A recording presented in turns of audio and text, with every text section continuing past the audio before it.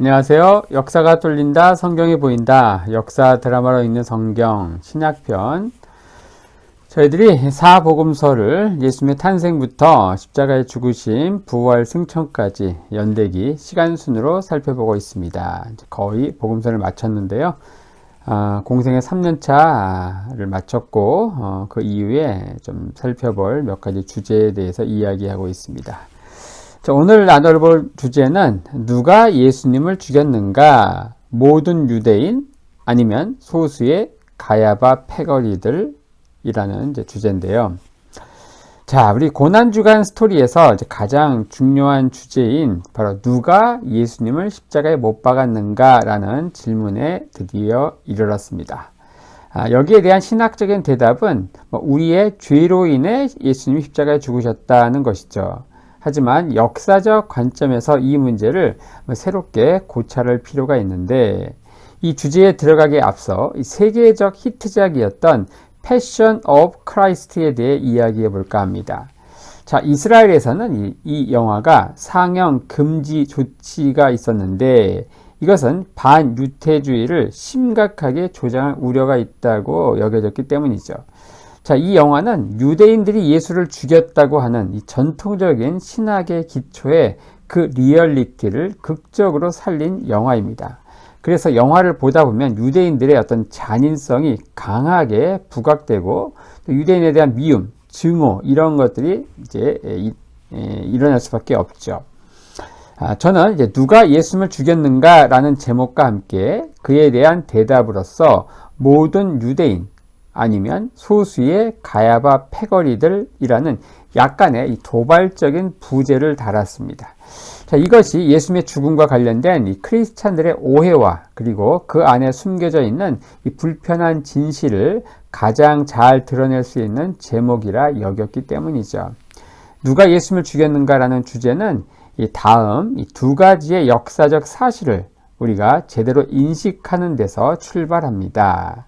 그 첫 번째가 무엇인가? 바로 예수님을 신성 모독죄로 몰아 사형을 언도한 이 산헤드린 공회는 이 소수의 이 사두개파가 중심으로 이루어진 모임이었다는 것이죠.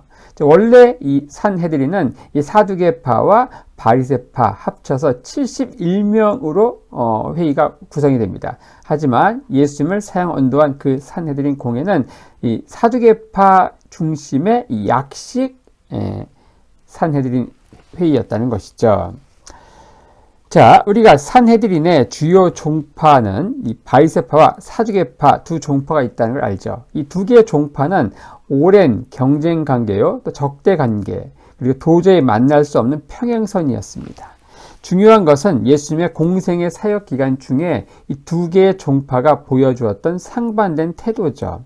이 바리새파가 예수님께 시종, 일관, 적대적인 반응을 보인 것으로 알지만 이것은 우리가 갖고 있는 오해입니다. 일부 바리새파는 예수님께 호의적인 반응을 보였죠. 예수님은 그들과 때로 식탁 교제를 가지시며 우호적인 접촉을 하신 적도 있습니다.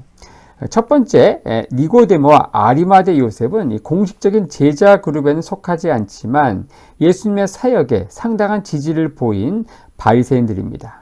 니고데모는 주후 29년 초막절 때 예수님을 지지하는 변론을 했고 주후 30년 예수님의 십자가 처형 후에는 장례를 위해 침향과 모략, 백근을 가져오기도 합니다. 또 아리마대 요셉은 십자가에 처형된 예수님의 시체를 가져다가 자신의 가족을 위해 준비해둔 무덤에 장사를 지내줬죠. 두 번째, 이 바리새인들은 종종 예수님을 초청해 식탁 교제를 가졌습니다. 세 번째, 어떤 바리새인들은 헤롯 안티파스가 예수님을 죽이려고 할 때 이를 예수님께 알려주고 즉시 피신하도록 도움을 주기도 하죠. 네 번째, 이 바리새파에 속한 어떤 서기관은 예수님과 논쟁을 벌이던 중 예수님께 크게 칭찬을 받기도 합니다. 다섯 번째, 예수님이 벳바게에서 나귀 타고 입성하실 때 백성들이 소리 지르며 열렬히 환호하자 일부 바리새인들은 예수님께 찾아와 백성들을 조용히 시키도록 조언을 하죠. 이것은 당시 분위기에서 백성들이 동요를 보일 경우 예수님은 반란을 꾀한다는 구실로 즉시 체포될 수 있었기 때문입니다. 이 바리새인들의 조언은 진심으로 예수님을 위해서 한 것이라 볼 수 있죠. 이 바리새파 중에는 예수님께 호의적인 태도, 심지어 예수님의 제자로 불려도 손색이 없는 사람들, 바로 니고데모와 아리마대 요셉이죠. 이런 사람들이 있었던 반면 바로 사두개파는 예수님의 사역 기간 중 시종일관 적대적인 태도를 취합니다. 이 한 사람도 예수님과 그의 사역에 호의적인 태도를 보인 사두개인들은 아무도 없었습니다. 심지어 대제사장 가야바를 중심으로 회의를 열어 예수님을 죽이기로 사전 모의를 하기까지 했죠. 이 베다니에서 죽은 나사로를 살리는 기적을 베푼 것이 결정적인 계기가 되는데, 당시 가야바가 주재한 사전 모의에서 오고 간 대화 내용은 이렇습니다. 공회원들이 말합니다. 이 사람이 많은 표적을 행하니 우리가 어떻게 하겠느냐? 만일 그를 이대로 두면 모든 사람이 그를 믿을 것이요. 그리고 로마인들이 와서 우리 땅과 민족을 빼앗아 가리라. 그러자 대제사장 가야바가 말합니다. 너희가 아무것도 알지 못하는도다. 한 사람이 백성을 위하여 죽어서 온 민족이 망하지 않게 되는 것이 너희에게 유익한 줄을 생각하지 아니하는도다. 대제사장 가야바를 중심으로 한 이 사두개파 세력들이 처했던 진퇴양난의 상황에 대해 한번 생각해 볼 필요가 있죠. 당시 유대 국가는 로마의 직속 통치를 받았습니다. 대제사장을 의장으로 하는 산헤드린은 로마가 인정하는 유대인 자치기관이었죠. 로마 당국과 이 산헤드린 간의 정치적 밀월 관계는 이 산헤드린이 로마의 통치에 최대한 협조한다는 조건 아래에서만 유지되는 것이었습니다.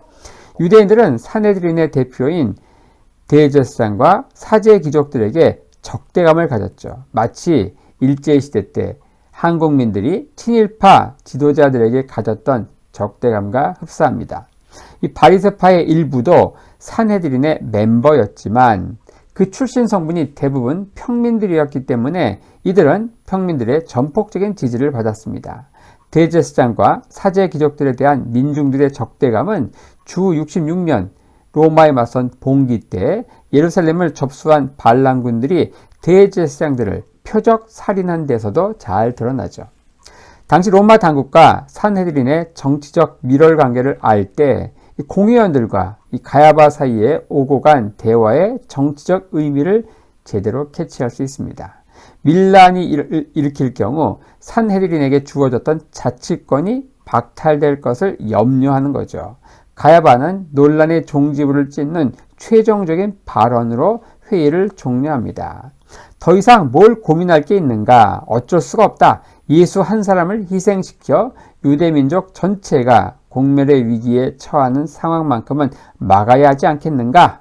대를 위해 소를 희생한다. 그러면서 의사봉을 땅 두들긴 것입니다.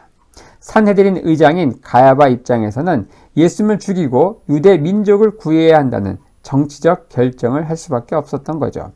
이것이 대제사장 가야바를 중심으로 한 사두개파의 입장, 예수님을 신성모독죄로 최종 판결할 당시 소집된 공회원들의 주류는 사두개파 사제 귀족들이었다는 겁니다. 자, 우리가 또 기억해야 될 두 번째 사실, 누가 예수님을 죽였는가, 이 주제에서 살펴볼 두 번째 중요한 사실은 바로 종려주일에 종려나무 가지를 흔들며 예수님을 열렬히 환호하던 무리들과 십자가형 선고를 직전에 예수님을 십자가에 못 박으라고 아우성친 무리들이 같은 무리가 전혀 아니라는 사실입니다. 자, 누가 예수님을 죽였는가라는 주제를 살펴보려고 할 때 이것은 반드시 알아야 되는 역사적 사실입니다. 두 무리들은 결코 같은 무리가 아니었습니다. 같은 무리라고 생각할 경우 모든 유대인들이 예수님을 적대하고 십자가에 못 박도록 다그친 상황이 되지만, 만약 이들이 전혀 다른 무리라고 한다면 상황은 180도 달라지게 되죠. 이 종려주일에 예수님을 환호한 무리들은 예루살렘을 들썩거릴 정도의 엄청난 군중들이었습니다.